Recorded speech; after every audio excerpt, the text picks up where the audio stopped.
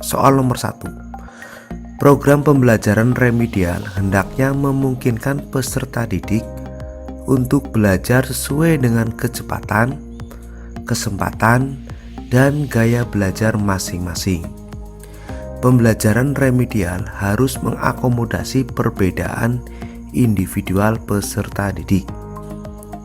Pernyataan di atas termasuk salah satu prinsip yang perlu diperhatikan dalam pembelajaran remedial, yaitu A. Fleksibilitas, B. Interaktif, C. Adaptif, D. Kesinambungan. Untuk soal nomor 1, jawabannya adalah C. Adaptif. Soal nomor 2. Pembelajaran remedial hendaknya memungkinkan peserta didik untuk secara intensif berhubungan dan berkomunikasi dengan pendidik dan sumber belajar yang tersedia. Hal ini didasarkan atas pertimbangan bahwa kegiatan belajar peserta didik yang bersifat perbaikan perlu selalu mendapatkan monitoring dan pengawasan agar diketahui kemajuan belajarnya. Pernyataan di atas termasuk salah satu prinsip yang perlu diperhatikan dalam pembelajaran remedial, yaitu A. Fleksibilitas, B. Interaktif, C. Adaptif, D. Kesinambungan. Soal nomor 2, jawabannya adalah B. Interaktif. Soal nomor 3. Bentuk perlakuan pembelajaran remedial dilakukan berdasarkan keterserapan KD pada ketuntasan klasikal. Bila ketuntasan klasikalnya kurang dari 50%, artinya yang mengikuti pembelajaran remedial lebih dari 50%. Maka remedial dilakukan dengan A. Memberikan pembelajaran ulang dengan metode dan media yang berbeda, B. Bimbingan secara khusus, C. Tutor sebaya, D. Penugasan secara berkelompok. Soal nomor 4. Berdasarkan data hasil evaluasi pembelajaran, diperoleh hasil sebagai berikut. Dari 32 siswa yang mengikuti ulangan harian, dinyatakan belum tuntas sejumlah 15, sehingga mengikuti program remedial. Bentuk perlakuan pembelajaran remedial berdasarkan data di atas adalah A. Memberikan pembelajaran ulang dengan metode dan media yang berbeda, B. Bimbingan secara khusus, C. Tutor sebaya, D. Penugasan secara berkelompok. Soal nomor 4, jawabannya adalah D. Penugasan secara berkelompok. Soal nomor 5. Langkah-langkah yang perlu dikerjakan dalam pemberian pembelajaran remedial antara lain mendiagnosis kesulitan belajar. Faktor yang mempengaruhi kesulitan belajar ringan antara lain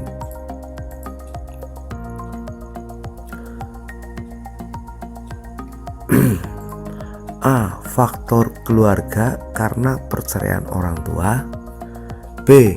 Faktor pergaulan karena dikucilkan teman-temannya, C. Faktor pribadi kurang perhatian saat pelajaran, D. Faktor individu karena ketunaan pada diri siswa.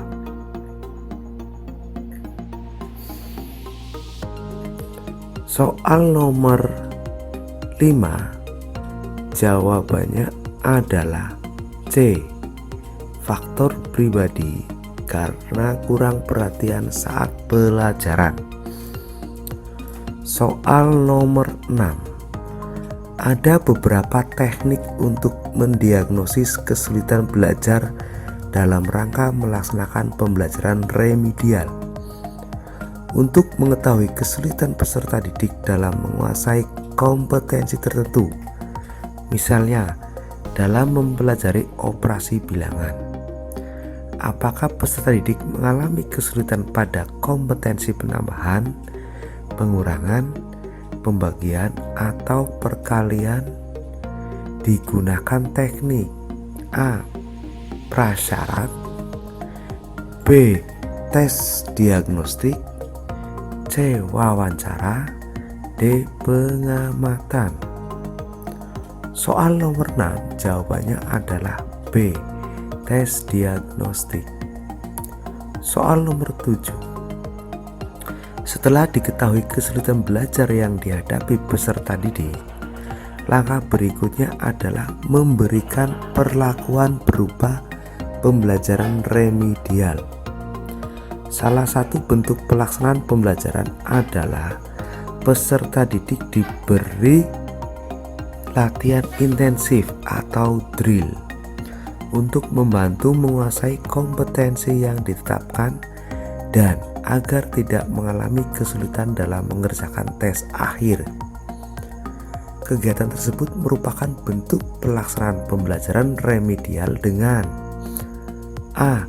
Pembelajaran ulang dengan metode dan media yang berbeda, B. Pemberian bimbingan secara khusus, C.